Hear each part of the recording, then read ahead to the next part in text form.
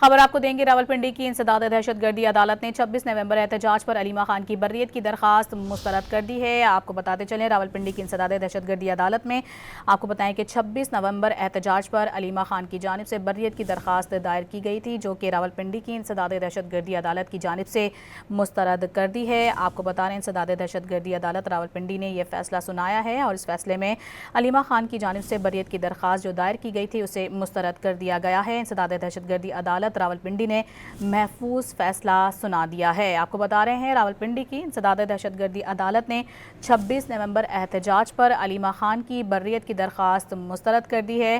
واضح ہے کہ علیمہ خان کی جانب سے بریت کی درخواست دائر کی گئی تھی، جس کو راولپنڈی کی انسداد دہشت گردی عدالت کی جانب سے مسترد کر دیا گیا ہے۔